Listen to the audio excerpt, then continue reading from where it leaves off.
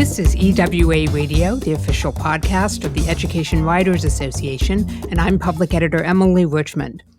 Only 3% of the nation's undergraduates attend a historically Black college or university, but HBCUs, as they are familiarly called, produce nearly a quarter of the nation's Black college graduates, and they contribute 25% of STEM graduates, as well as countless doctors, lawyers, and political leaders.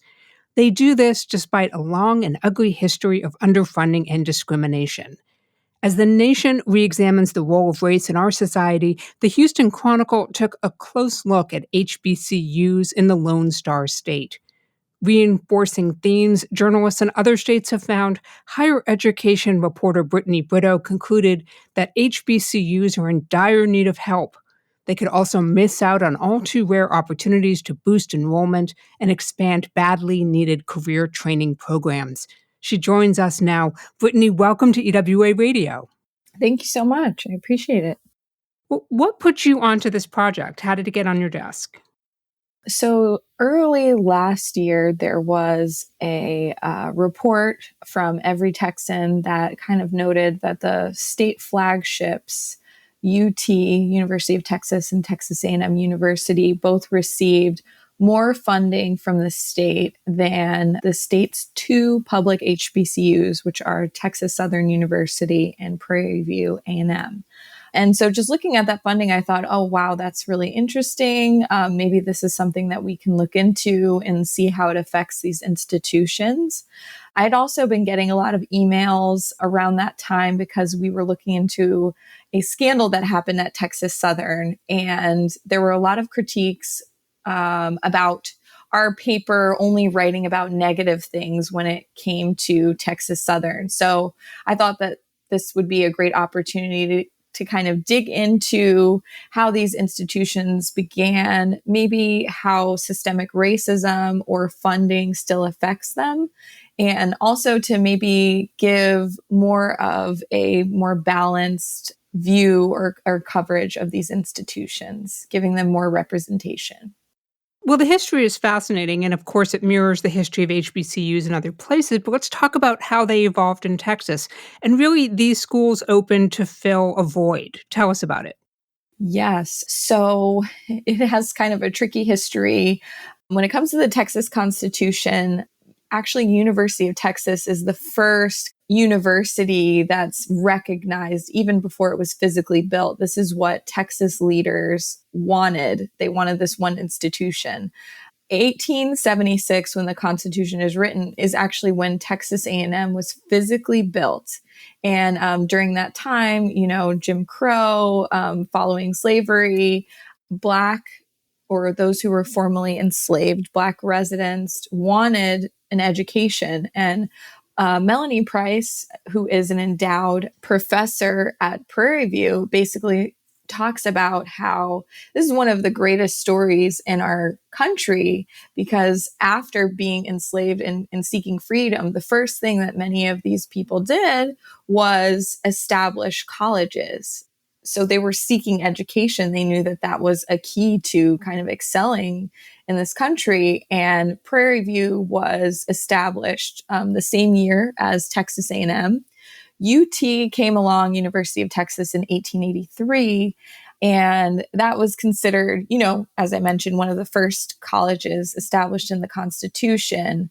And then comes Painter versus Sweat, a really important court case. Essentially, they didn't want a Black student, Heman Sweat, to attend their law school. And so as a result, Texas Southern University was created. If we look at Texas Southern specifically, that's really interesting because it actually started as a night school, and there was basically a Black version and a white version of a night school right across the street from each other in Houston. And that was filling a void for, I guess, both communities because education was pretty expensive. I think Rice University, which some consider an Ivy of the South, that was one of the only institutions here in Houston at the time. And for Black students, they didn't really have anywhere to go. And so that night school was established.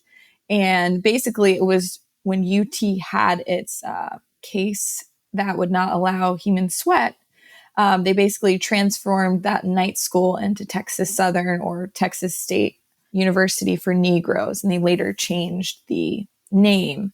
So, yeah, I mean, like you mentioned, HBCUs basically were created from segregation, from people not wanting Black people at their schools or to be educated. So it's fascinating. It was a long fight, I would say, to get these schools made.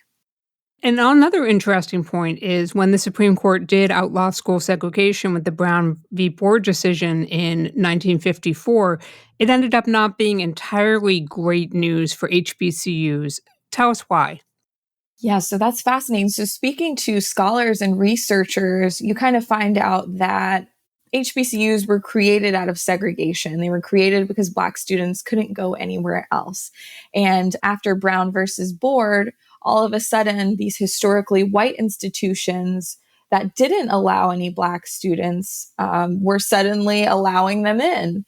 And you think about it, most of these historically white institutions, or many of them, Texas A&M and specifically, were created before a lot of other institutions in the state, before these HBCUs really got any grounding. So, we talked about in one of our stories how Texas Southern was doing pretty good, and then Brown versus Board came, and now students who wanted to go to that school originally, suddenly options have opened up. And so that affected enrollment.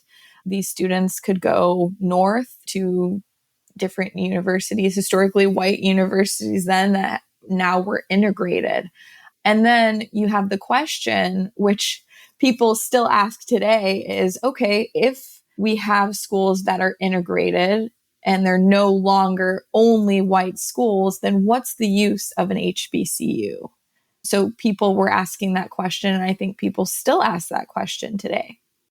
It's a reasonable question, right? I mean, you look at the track record of the schools in Texas, and then certainly what you found is it's a mixed bag, but it's certainly not for lack of good intentions. Yes, absolutely. I mean, culturally, we talked about this last year, just why students seek out HBCUs, particularly Black students or students of color.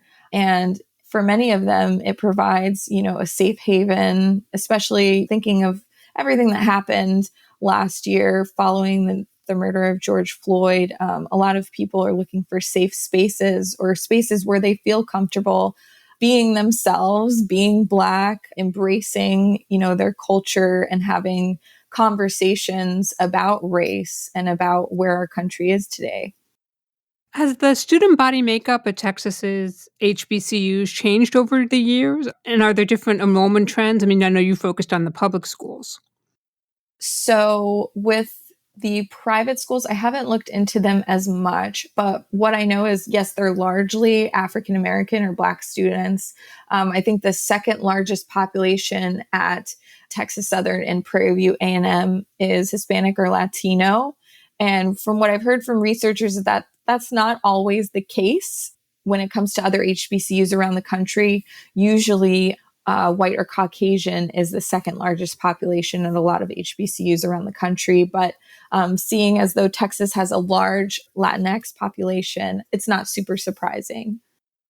Several recent reports have highlighted that HBCU students have unusually high student and parent debt loads, and that they also have a much higher loan default rate. What were you able to find out about what's behind that?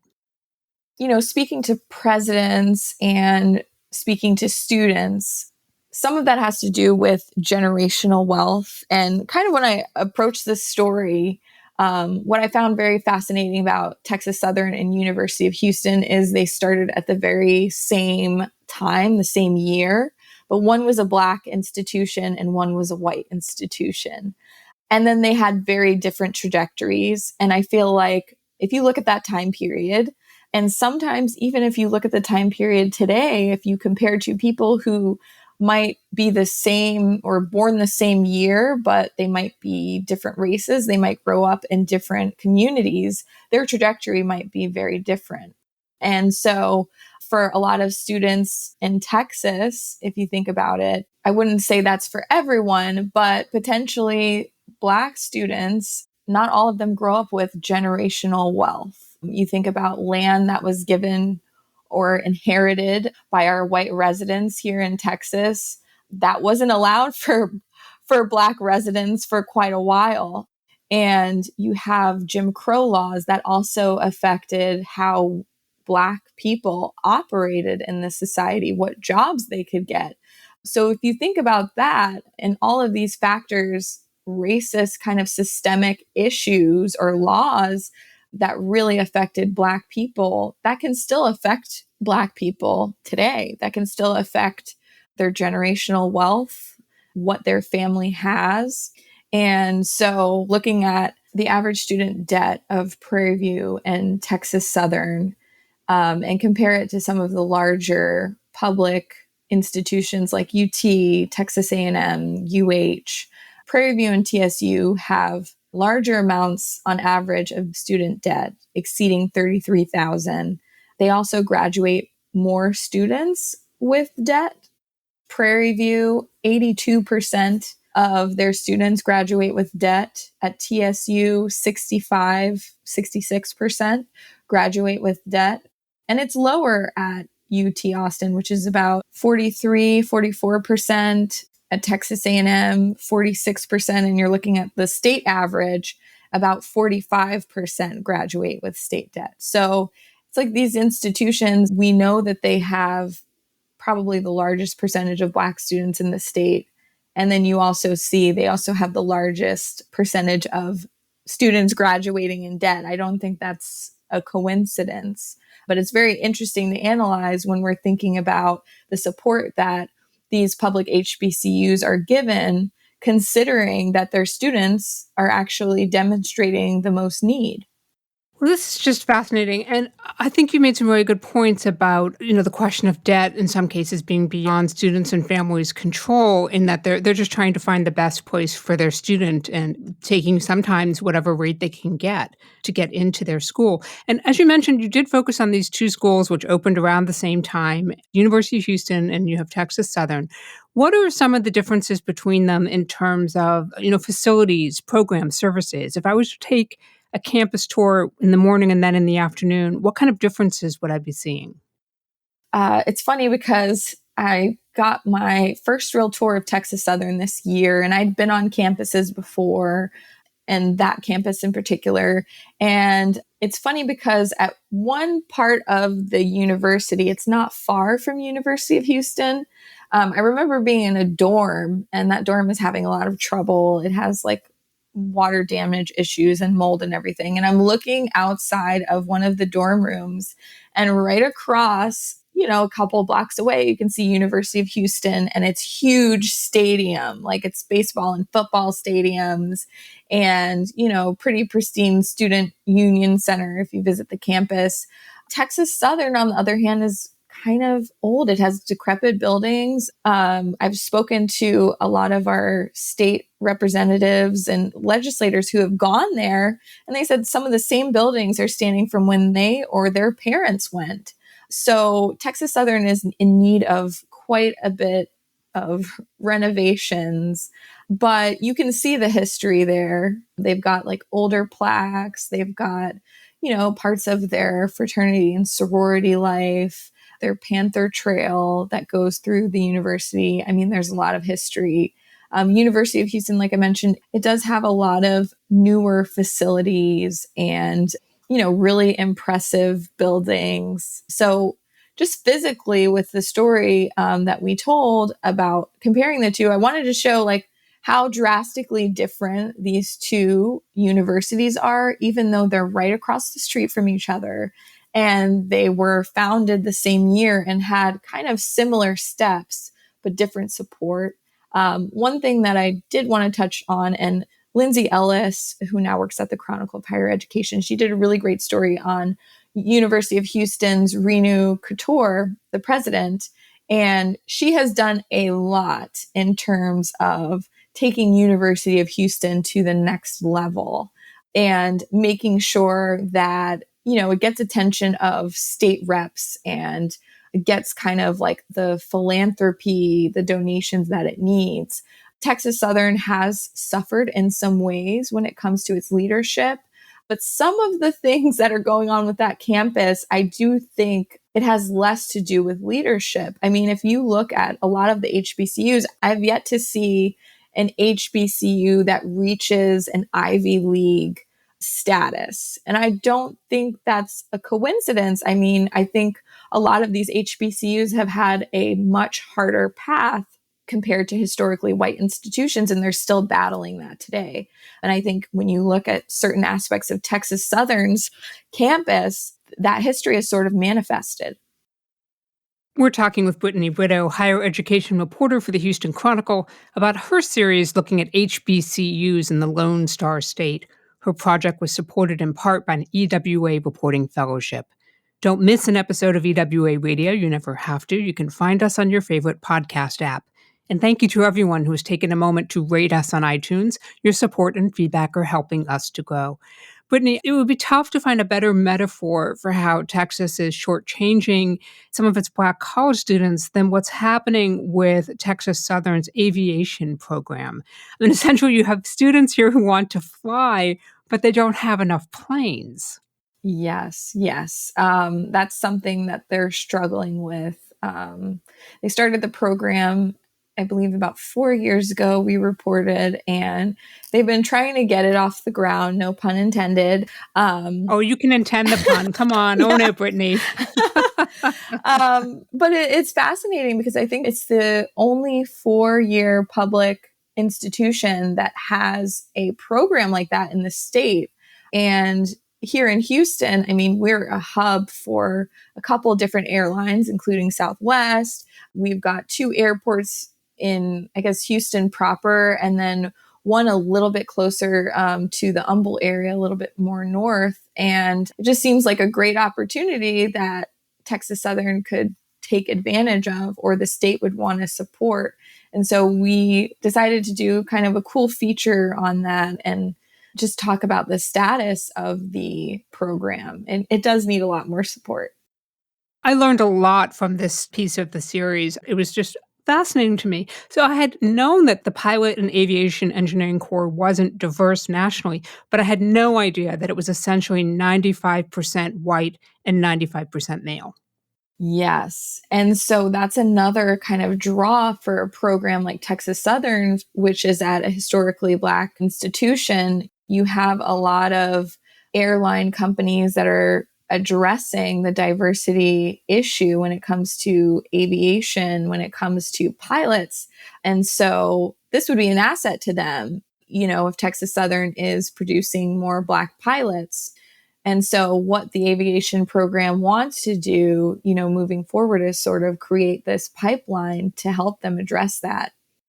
So what's the appetite right now to help HBCUs in Texas, like Texas Southern, even if it's just something like getting them a couple more planes? So it's a bit tricky because when it comes to planes, from what I've heard from officials, is that the government doesn't necessarily want to purchase a plane when it comes to the federal government. Federal government doesn't necessarily want to give money so that Texas Southern purchases a plane. And I think because Texas Southern has so many other areas of need that they haven't formally requested, at least not in this session, money to purchase a plane. But I know moving forward, that's something that they really do want. And they're hoping that they can get the necessary funding to kind of boost this program. There's a lot of data in your story looking at funding inequities among Texas's public colleges and universities and the HBCUs. What advice do you have for reporters who want to investigate HBCUs and these kinds of disparities in their own states? Well, I would look to any Texas higher education agency. Here we have the Texas Higher Education Coordinating Board. They published a bunch of data online, and they do it every year that kind of gives a profile of every institution. So that was super helpful for me to kind of pull that information and do some comparisons. So if you have the equivalent in your state, I would definitely use that as a resource and kind of see what you find. It's also very important to reach out to these institutions, make sure that you tour their campuses and speak to officials about some of the things that they're battling. I've noticed that sometimes HBCUs can be a little bit more private when it comes to news. And so you kind of have to really be persistent about talking with them and kind of explaining what you want to do. And also, noticing who in your state, in terms of state officials and lawmakers, has been working to address these issues. Because I've noticed, talking to state representatives and senators, they have a lot of information and knowledge about these things because a lot of them have been working in the state government for a while. And then I would also say looking into the history. So I read a book, Born to Serve, that focuses on Texas Southern, and, was searching some other like historical documents. Check your newspaper or outlet or paper of records archives. You can find some really interesting things there, and that can kind of help inform where your HBCU started, the struggles that it experienced, and what it's kind of facing now. And there are some very, very interesting stories when it comes to the culture of HBCUs. We're all hoping that we are going to be returning this fall and that it's as normal as possible. HBCUs are usually known to have very intimate campuses. So I feel like that's going to be a very interesting reunion for returning students. This was a massive undertaking. Did your editors encourage you along the way? Oh, yeah. Yeah, they gave me the time and space to work on it. We had, weekly meetings for a while discussing how we were going to do this and hoping to give it justice because, last year I had pitched this early in the year. And then last year, HBCUs and the news about HBCUs kind of blew up because of all of these major donations that were happening and people kind of addressing what was going on in our country in terms of race and our history of slavery and racism. And so I really thought, oh my gosh, like all the great stories are coming out now. I was reading all of them. And then luckily, EWA gave me this fellowship and I dug in September, but I really didn't want to tell the exact same story that I'd been seeing. So it took me a while to figure out like, okay, what angle are we going to tell this story from? And what else is interesting? And I thought what was interesting is you had all of these humongous donations and you had people talking about how HBCUs were underfunded, but I felt like we needed some more education on how it started, how we got there, how long this has been going on, who's been fighting these issues, and what people are doing to kind of address it now. And I feel like, Maryland, Mississippi, Tennessee, they all have some really fascinating cases going on that kind of helped inform how Texas hasn't really addressed it full on. We still got some work to do here. And we got some big donations. Prairie View got $50 million from Mackenzie Scott, but that's not going to solve everything. Can't solve years and years of neglect or underfunding. Was this a success in terms of leadership and engagement? How are you feeling about the feedback you've gotten? So far, so good. The aviation story, I think people were inspired by that, and it seemed like a lot of the comments were like, who can give them an extra plane? Like, where can they get planes? So it was pretty supportive.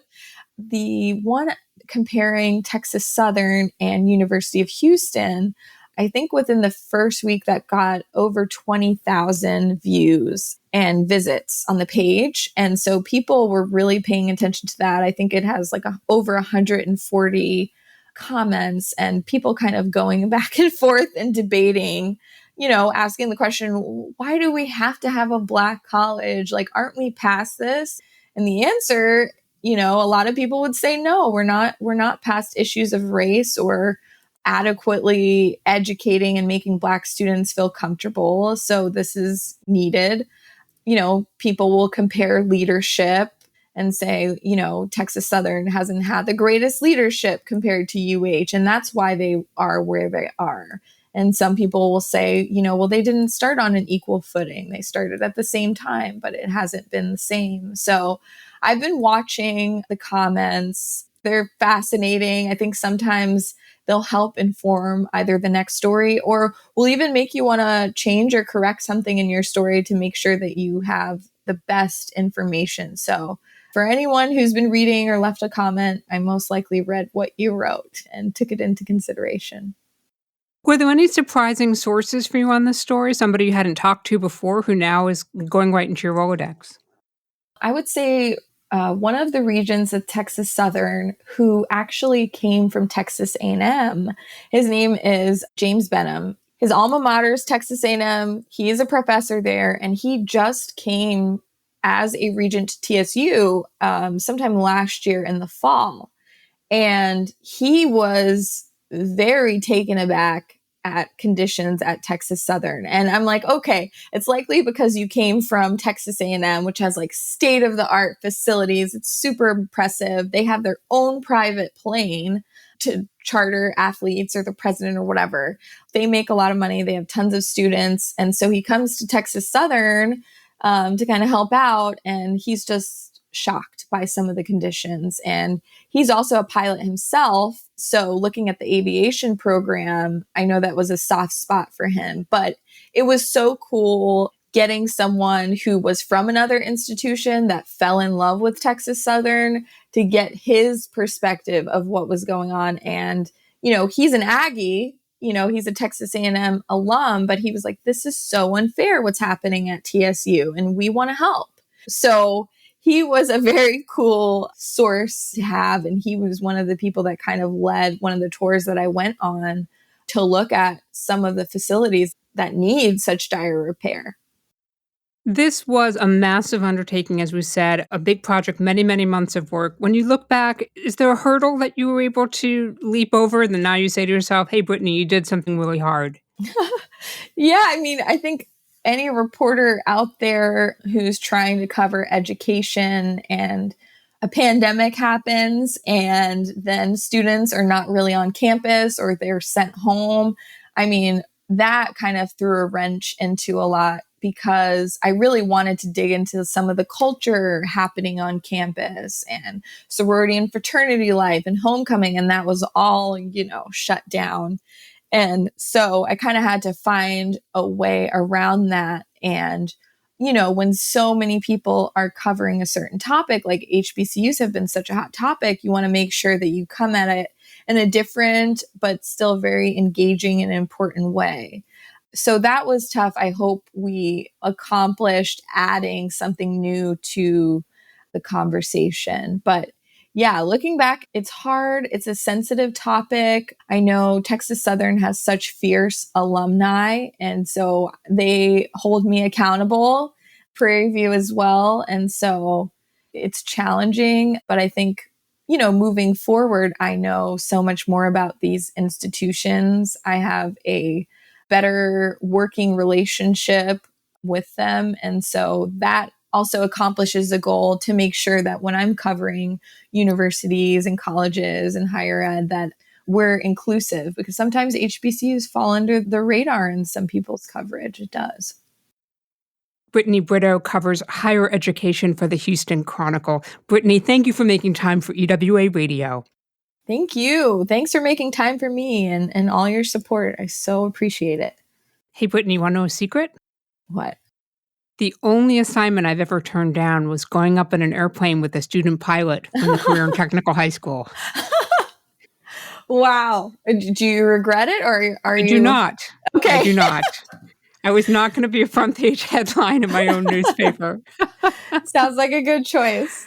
Thanks again, Brittany. And that wraps up another episode for us. If there's a story or reporter you want to learn more about, drop us a line with radio@ewa.org.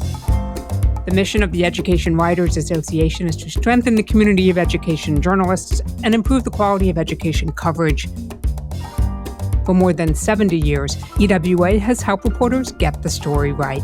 Have a great week, take good care of yourselves, and thank you for listening.